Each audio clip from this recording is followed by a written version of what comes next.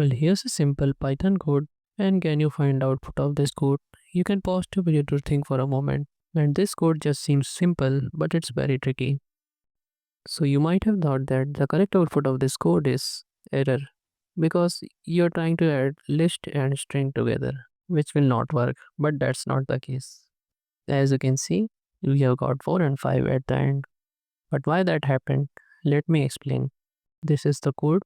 Here, this is the list. And now we have to understand just this much part. Actually, a string is a set of characters. That's why when you do x plus equal 4, 5, this string is broken into two parts like this.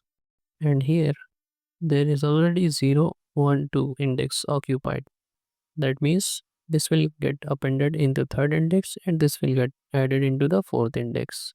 That's why x will become 1, 2, 3, and then there is 4, and then there's 5.